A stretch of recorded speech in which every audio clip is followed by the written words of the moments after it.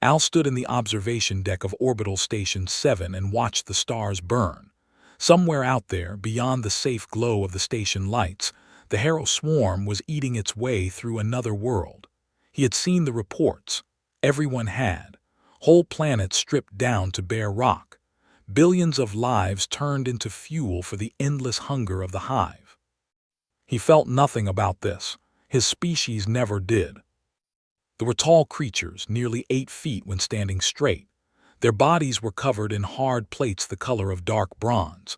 They had 4 arms and eyes that glowed soft amber in low light. For 10,000 years they had been warriors. Their scientists had mapped every corner of their minds and found no place where fear could live. It simply was not there. They processed danger the same way they processed temperature or sound. It was information, nothing more. This made them excellent soldiers. The Galactic Coalition valued them greatly. Al turned away from the window as the door behind him opened. A group of smaller creatures walked in. Humans. He had read about them but never met one in person.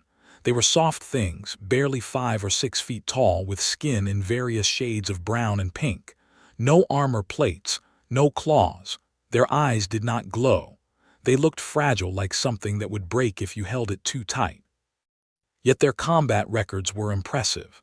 Al had studied them carefully. Humans had only been part of the galactic community for 200 years, but they had already fought in 9 major conflicts. They won most of them.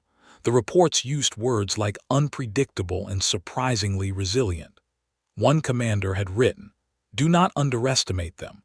They do not know when to stop." Al found this interesting but not concerning. He was certain his own skills were superior. The human at the front of the group was a female with short gray hair and lines on her face that suggested age.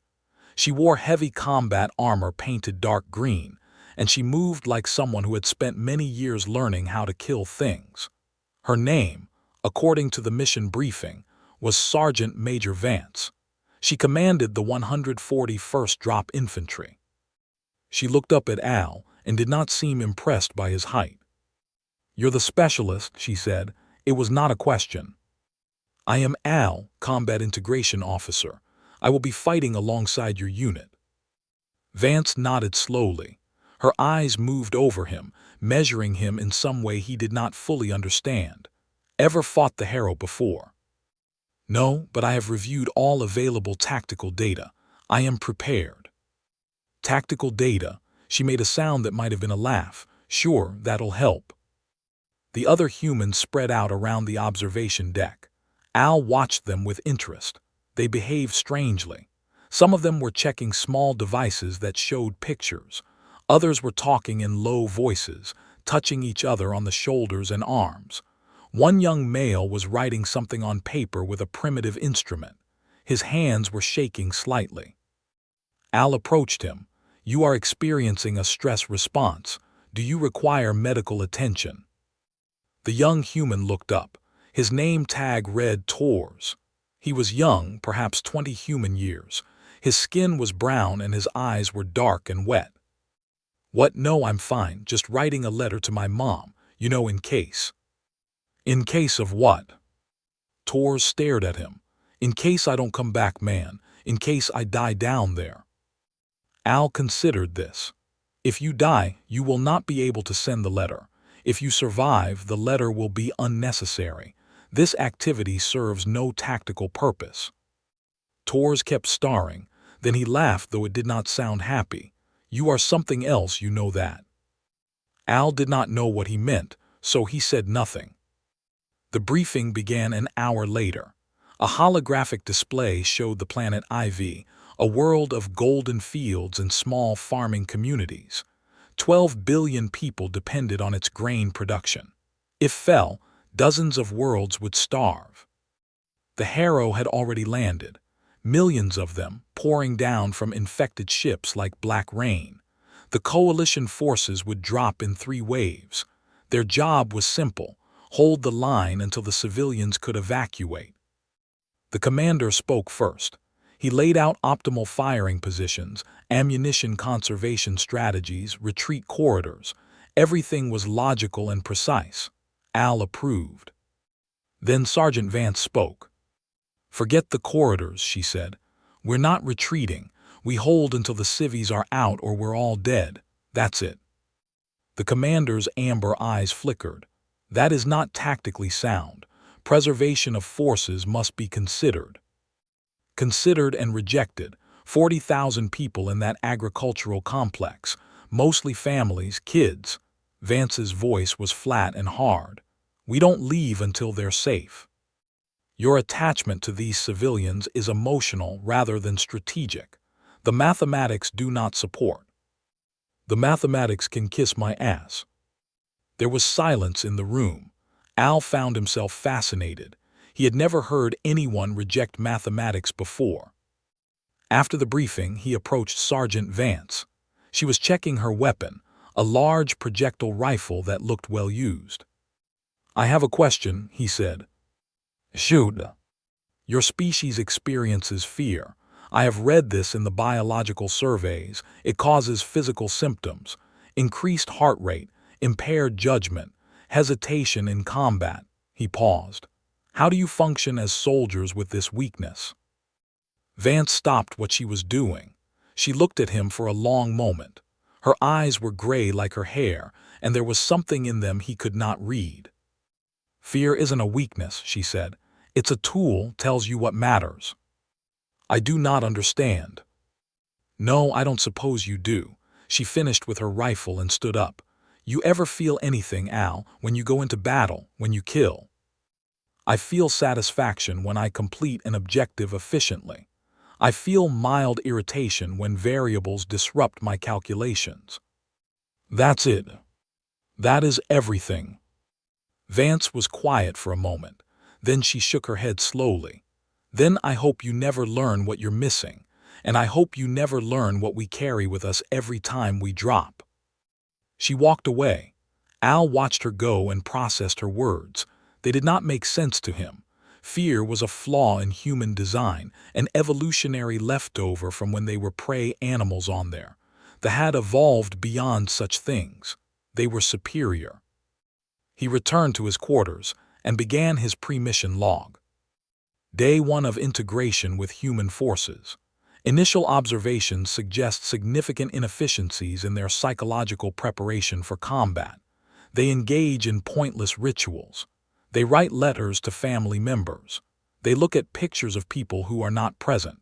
They speak of abstract concepts like home and hope, as though these things have tactical value.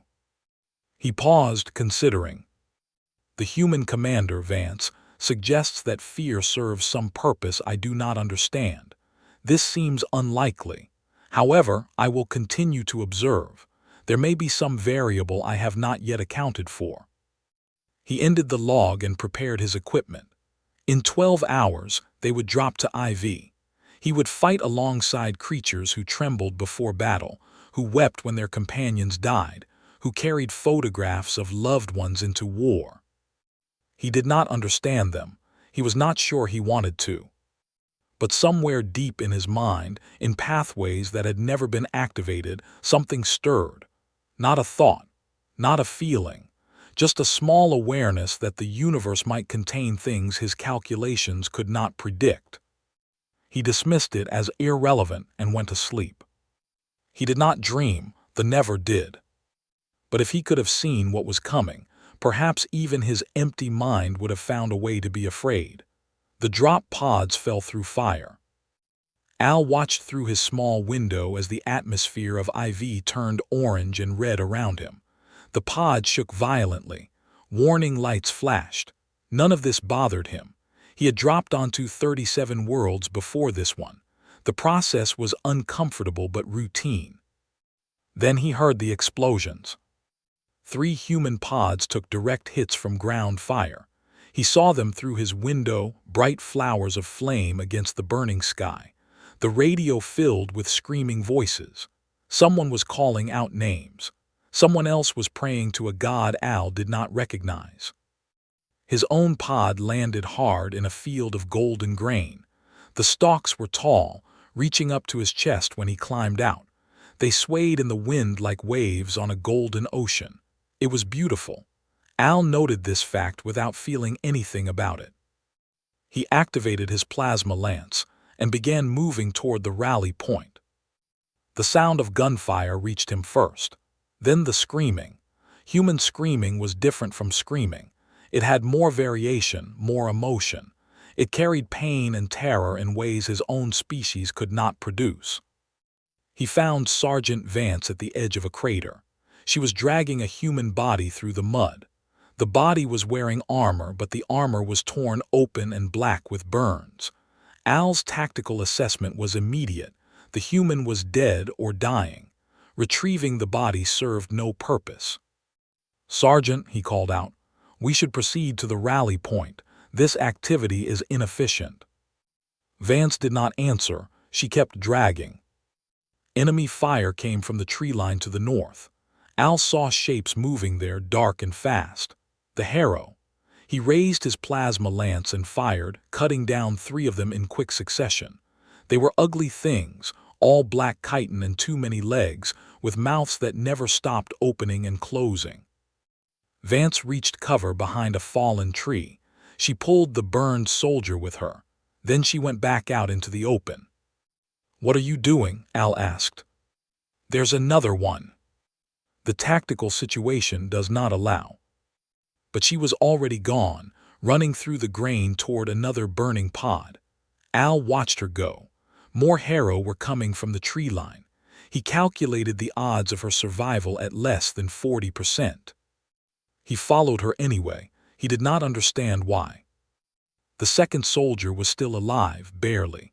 A young female with blood on her face and a leg bent the wrong way.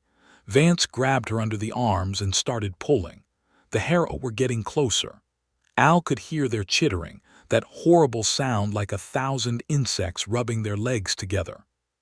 He stood between Vance and the enemy and fired his lance until the power cell screamed warnings at him. Bodies piled up in the grain. Black blood splashed across the golden stalks. They made it to cover.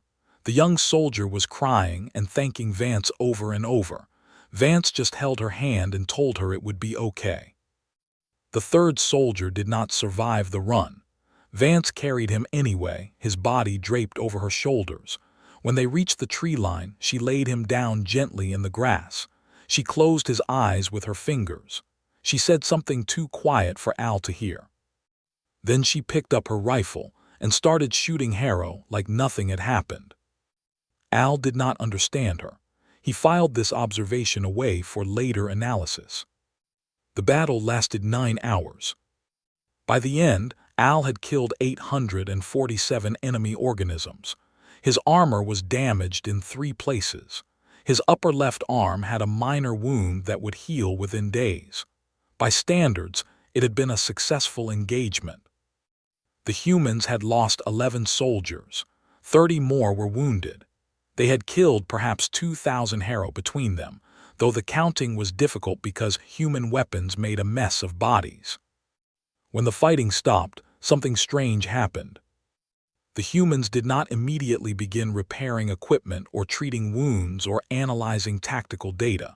Instead, they gathered together in small groups.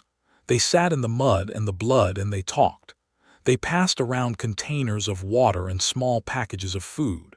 They touched each other constantly, hands on shoulders, arms around backs. Al approached one of these groups. Private Tors was there, the young one who had been writing the letter. His face was covered in dirt and something dark that might have been Harrow blood, but he was smiling. "We made it," Tors said to no one in particular. "Holy shit, we actually made it." "The engagement is not over," Al said. "The Harrow will regroup and attack again. This celebration is premature." Tors looked at him. "Man, do you ever just stop just for a minute?" "Stop what?" "Calculating, analyzing, whatever it is you do instead of feeling things." Al considered the question. "No, I do not stop. There is always data to process." Tors shook his head. He reached into his pocket and pulled out a small photograph. It showed an older human female with gray hair and Tor's same dark eyes. She was smiling. "This is my mom," Tors said. "Maria Tors. She lives in a place called Guadalajara back on Earth, makes the best tamales you've ever tasted. Every Sunday she goes to church and prays for me to come home safe. Why are you showing me this? Because tomorrow I might die, and I want someone to know she exists. I want someone to remember that I had a mom who loved me. Al looked at the photograph. It was just an image of a human face. It contained no tactical data.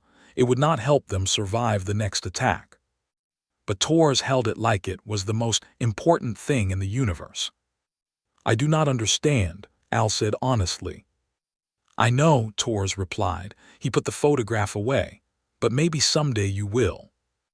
That night the humans built small fires. They sat around them and told stories. Some of the stories were funny, and they laughed in ways that seemed too loud for a battlefield. Some of the stories were sad, and they cried in ways that seemed too open for warriors.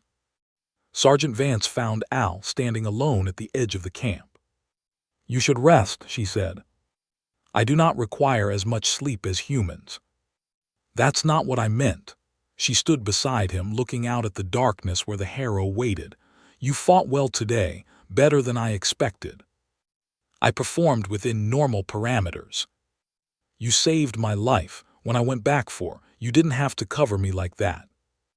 Al processed this. She was correct. Tactically, he should have proceeded to the rally point. Her decision to retrieve wounded soldiers had been inefficient. His decision to help her had been equally inefficient. I do not know why I did that, he admitted. Vance smiled. It was a strange expression, tired and sad and warm all at once. Maybe there's hope for you yet. She left him alone with his thoughts. Al stood in the darkness for a long time. Around him, the humans laughed and cried and held each other. They were weak. They were inefficient. They felt things that made no tactical sense. And yet they had fought with a fury he had never seen before. They had charged into certain death to save each other. They had screamed and bled and refused to stop even when stopping was the logical choice. For the first time in his life, Al wondered if his calculations were missing something important. He did not know what that something was, but he was beginning to suspect it mattered. He returned to his position and watched the darkness until dawn. The harrow would come again tomorrow. More humans would die.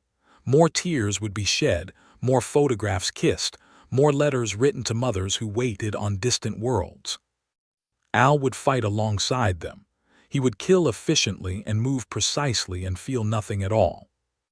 But somewhere in the depths of his mind, in those dormant pathways that had never been used, something was waking up. He did not notice it yet. But it was there. Waiting, 7 days of killing, 7 days of blood and fire and the endless chittering of the harrow. Al had stopped counting his kills. The number had grown too large to matter. His plasma lance was damaged beyond repair, so he had taken a human rifle instead. It was a crude weapon, loud and heavy, but it killed the enemy just as well. The coalition line had collapsed on 3 fronts. The forces had retreated on day 4. They had fled on day 5. The defensive grid had fallen on day 6. Now only 2 positions remained, a stronghold to the north and the human position at the agricultural complex. Al was still with the humans. He told himself this was because the position was too far to reach safely. This was true, but it was not the only reason, and some part of him knew it. The command meeting took place in a bombed-out farmhouse. Holographic displays showed the enemy positions in angry red. There was a lot of red. The blue dots that represented friendly forces looked very small and very lonely. The commander spoke through the communication link. His amber eyes were calm as always. The tactical situation is clear. We must withdraw to station and regroup. Continued resistance serves no strategic purpose. Agreed, said the representative, speaking from another link. The mathematics favor retreat. We preserve 83% of remaining forces if we withdraw now. Other commanders added their voices. Even the who were famous for their stubbornness. Everyone agreed. Retreat was the logical choice. Then Sergeant Vance spoke. "No." The word hung in the air like a thrown knife. "Sergeant," the commander said, "your position is admirable but foolish. You cannot hold against these numbers. You will die for nothing." Not for nothing. Vance pulled up a different display. It showed the agricultural complex behind their lines. 40,000 blue dots packed tight together. Civilians, families, kids too young to know what's happening. Evacuation ships are 6 hours out. If we retreat, the Harrow reach them in 2. "The loss of civilian life is regrettable but acceptable," they said. "The greater good requires." "The greater good can go to hell." Silence again. Al watched Vance's face. It was hard and set like something carved from stone, but her eyes were bright with something he could not name. "We stay," she said. "We hold. Every minute we buy is another minute for those ships to get closer. If we die with our boots on and our faces toward the enemy. That's the human way." The coalition commanders disconnected one by one. They had made their choice. The mathematics were on their side. Vance turned to her soldiers. There were only 63 of them left. Many were wounded. All were exhausted. They had been fighting for a week with little sleep and less hope. "You heard the brass," she said.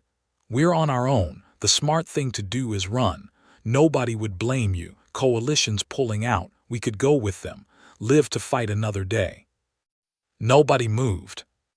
"But there are 40,000 people behind us who can't run. Moms and dads, grandparents, little kids who still think the galaxy is a good place." Vance's voice was steady. "I'm staying. Anyone who wants to leave, go now. No hard feelings." Nobody moved. Private Torres raised his hand. "When do we start shooting, Sergeant?" Vance smiled. It was the most human expression Al had ever seen. Then she looked at him. "What about you, Al? Your people are pulling out. You should go with them." Al processed the options. The position was 12 kilometers north. If he left now, moving at full speed, he could reach them in approximately 2 hours. His survival probability would increase from 7% to 68%. The numbers were clear. The choice was obvious. "I will stay," he said. He did not know why he said it. The words came out before his calculations were complete. This had never happened to him before. Vance nodded. "Then let's get to work." The night was long and dark and full of monsters. The Harrow attacked in waves, each larger than the last. The humans fought with everything they had. They fought with rifles and grenades and knives. When the ammunition ran low, they fought with shovels and rocks and bare hands. Al fought beside them. He killed and killed until his arms ached and his vision blurred. The rifle grew hot in his hands. The barrel warped. He threw it away and picked up another from a fallen soldier. Around midnight, the Harrow elites came. They were massive things, 3 times the size of the normal drones. Their armor was thick enough to stop plasma fire. Their claws could cut through steel. They crashed through the defensive line like boulders through paper. Private Torres was standing next to Al when one of them breached the wall. "Oh God," Torres whispered. "Oh God, oh God, oh God." He was shaking. His hands were shaking. His whole body was shaking. But he did not run. He raised his rifle and fired at the monster's eyes. The beast swatted him aside like an insect. Torres flew through the air and hit the ground hard. Al saw him struggle to rise, saw blood on his face, saw the fear in his eyes. But also something else, something that burned brighter than the fear. Torres grabbed a breech charge from his belt. It was a shaped explosive, designed to blow through enemy fortifications. He looked at the monster. He looked at the gap in the wall where more Harrow were pouring through. "Tell my mom I was brave," he said. Then he ran at the gap and detonated the charge. The explosion killed him instantly. It also collapsed the wall section, sealing the breach. Dozens of Harrow died in the blast. The line held. because one small human had chosen to die so others could live. Al stood very still. Something was happening inside him, something he had no words for. His chest felt tight. His vision seemed strange. His hands would not stop trembling. No, not trembling, shaking. He was shaking. Al, Vance was beside him, her hand on his arm. You okay? Something is wrong with me. His voice sounded different, higher, faster. My body is malfunctioning. I cannot stop the shaking. My thoughts are not clear. I keep seeing Tors. I keep seeing him run toward the... He stopped, his throat closed up. Another malfunction. Vance looked at him for a long moment. Her eyes were sad and knowing. It's not a malfunction, she said quietly. It's grief. It's fear. It's what happens when you care about something enough to lose it. I do not care. We do not. You stayed. You could have left, but you stayed. You care, Al. Maybe you always did. Maybe you just didn't know how to feel it until now. The harrow screamed in the darkness. More were coming, always more. Al looked at his shaking hands. He thought about Tors and his photograph. He thought about the letter to his mother. He thought about the word brave and what it meant to say it when you knew you were about to die. And for the first time in his life, Al understood something that his species had never grasped. Fear was not a weakness. It was the weight of caring. It was the price of love. It was the shadow that proved the light existed. The humans did not fight in spite of their fear. They fought because of it. Because they felt how precious life was, and they chose to protect it anyway. Al picked up his rifle. His hands were still shaking. They did not stop shaking for the rest of the night. But he kept fighting. Because now he had something to lose. And that made all the difference. Dawn came slowly, like it was afraid to see what the night had done. Al stood in the ruins of what had been a defensive wall. His armor was cracked in a dozen places. Black harrow blood covered him from head to foot. His hands would not stop shaking. They had not stopped since Tors died.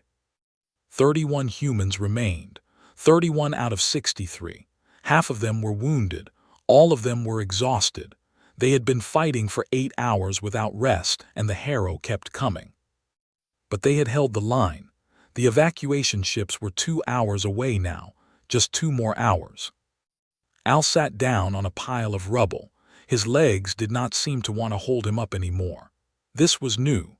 His body had always obeyed him perfectly. Now it felt like a stranger's body, doing things he did not tell it to do. Sergeant Vance found him there. She looked as bad as he felt. Her armor was dented. Her face was covered in dirt and dried blood. But her eyes were still sharp, still burning with that strange fire he had seen in all the humans. "How are you holding up?" she asked. "I am not functioning correctly." He held up his shaking hands. "I cannot make it stop. Every time I close my eyes, I see Tors running toward the breach. I see the explosion. I feel..." He stopped. He did not have the words. Vance sat down beside him. For a moment she just breathed. "That feeling," she said finally. "That weight in your chest. That coldness in your stomach. That voice in your head screaming at you to run, to hide, to do anything except stand here and wait to die." "Yes," the word came out like a broken thing. "What is it?" "Fear." Al had known this. He had known it since the moment Tors died. But hearing the word spoken aloud made it real in a way it had not been before. "It is terrible," he said. "Yes." "How do you bear it? How do you function with this thing inside you?" Vance was quiet for a moment. When she spoke, her voice was soft. "You don't fight fear by ignoring it. You don't win by pretending it isn't there. Fear is information, Al. It tells you what matters. It shows you what you're afraid to lose." She looked at him. "Before yesterday, what were you afraid of losing?" He thought about it. "Nothing. I was not afraid of anything." And now? Now he was afraid of everything. He was afraid of the next attack. He was afraid of watching more humans die. He was afraid of the darkness and the chittering and the endless hunger of the swarm. He was afraid of never seeing another sunrise. He was afraid of being forgotten. He was afraid. Everything, he whispered. Vance nodded. That's what it means to be alive, really alive. Fear is the price we pay for caring about something, for loving something, for having something worth protecting. She put her hand on his shoulder. The absence of fear isn't courage, it's emptiness. Courage is being terrified and choosing to stand anyway. Al looked at her. This small, soft, fragile human who had spent a week fighting monsters without sleep, who had watched her soldiers die one by one, who was afraid, had always been afraid and fought anyway. You are all so brave, he said. I never understood before. I thought fear made you weak, but it makes you. It makes you. Human, Vance smiled. Yeah, it does. The alarm sounded. Someone was shouting. The Harrow were coming again.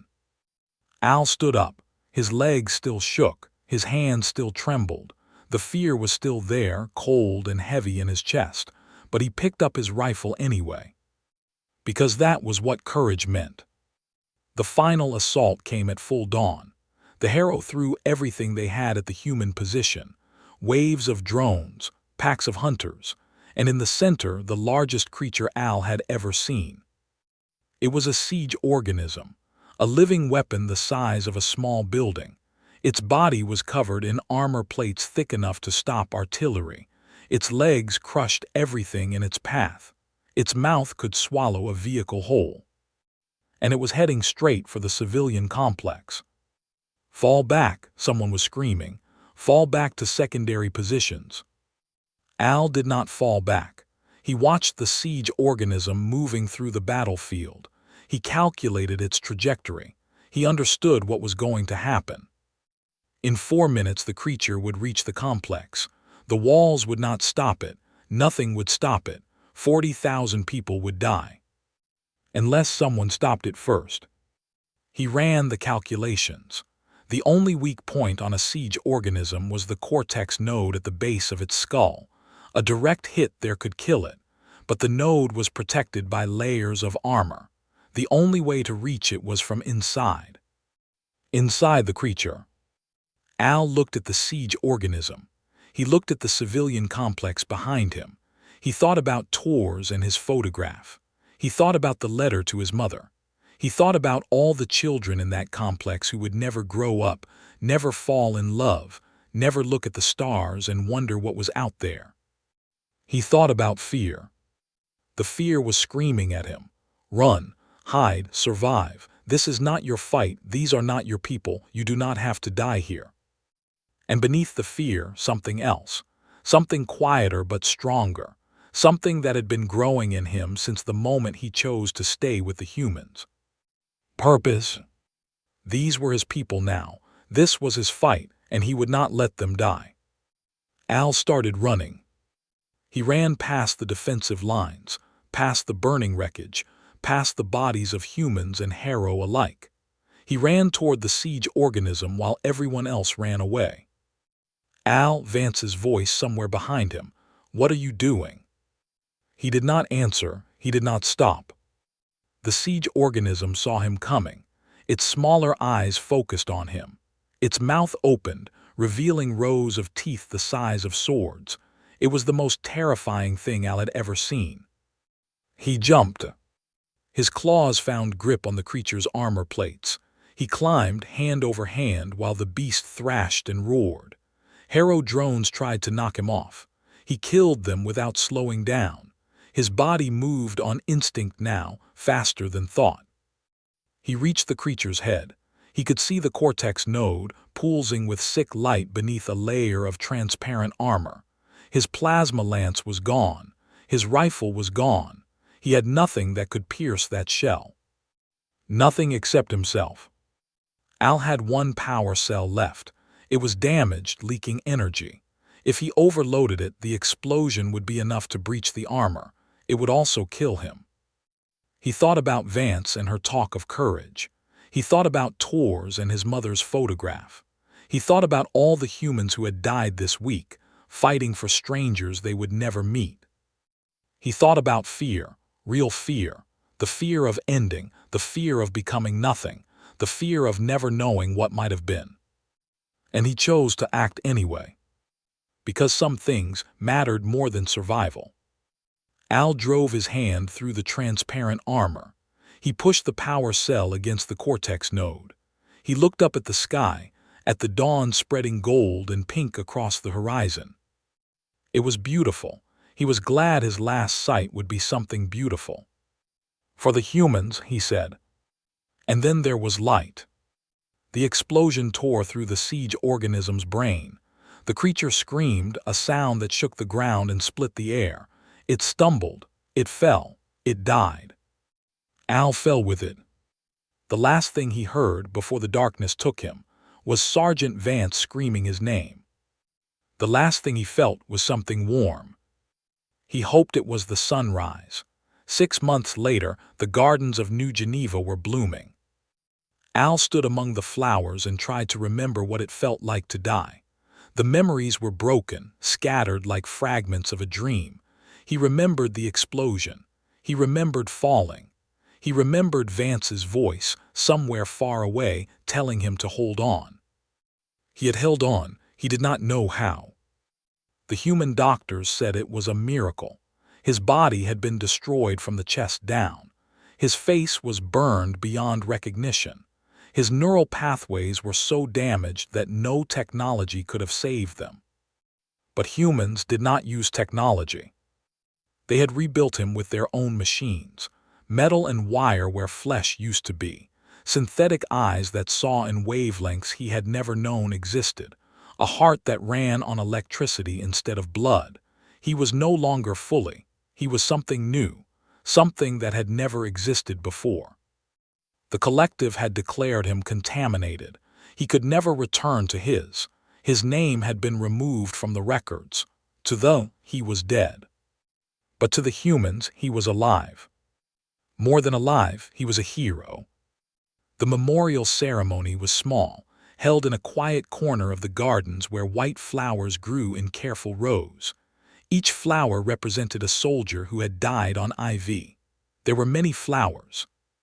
14 humans had survived the battle.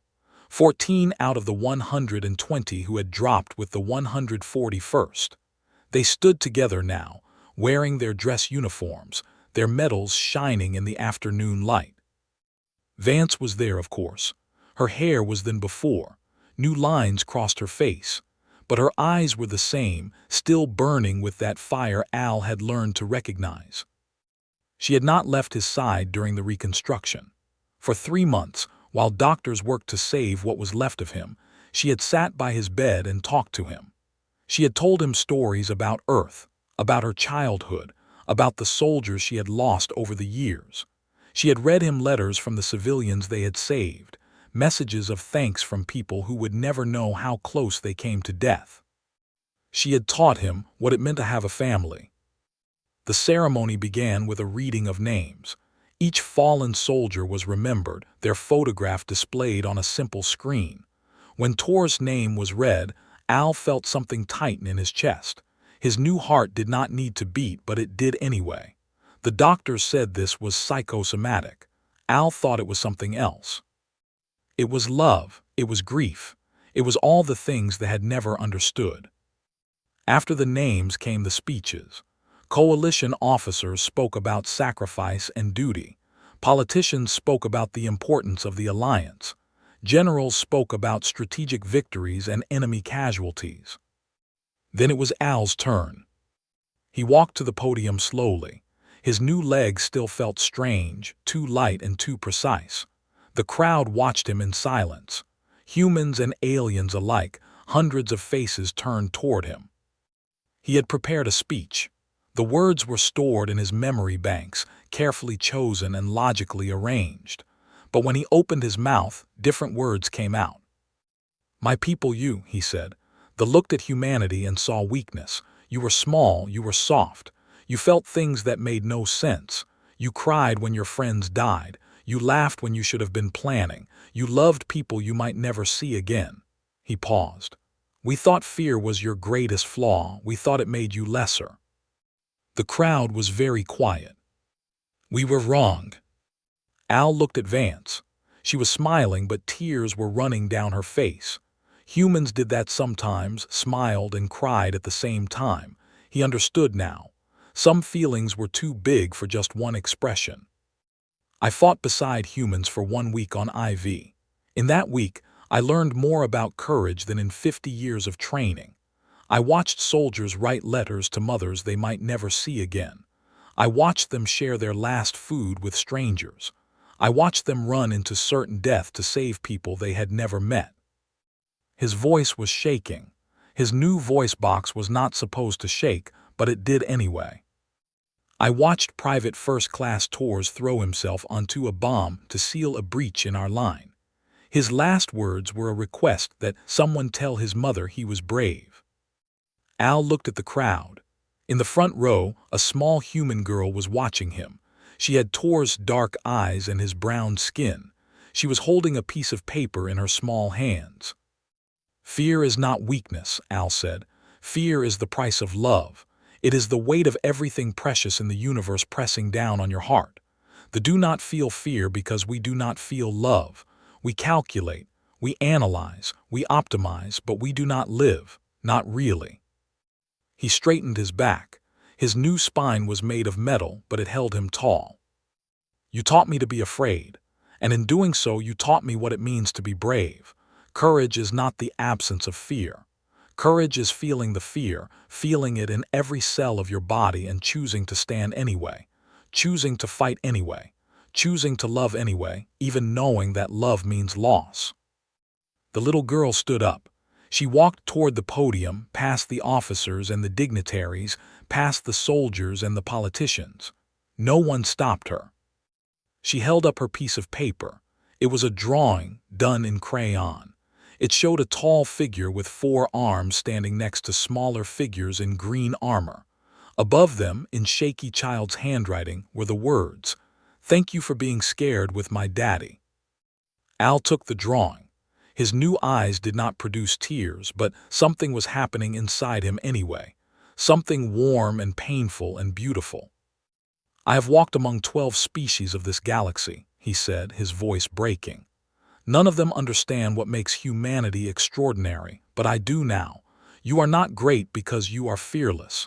You are great because you are terrified and you fight anyway. You love anyway. You hope anyway." He looked at Vance, at the 14 survivors, at the little girl with Tor's eyes. "You are the bravest species I have ever known, and I am honored to call myself one of you." The applause started slowly, then grew until it filled the garden. Humans were crying and cheering at the same time. Al did not fully understand the response, but he understood enough. He understood that he was home. After the ceremony, Vance found him sitting alone among the white flowers. She sat down beside him, just as she had on IV a lifetime ago. "Hell of a speech," she said. "I did not say what I planned to say." That's usually when the best speeches happen. They sat in silence for a while. The sun was setting over New Geneva, painting the sky in shades of gold and pink. It reminded Al of the dawn on IV, the dawn he had been so sure he would never see.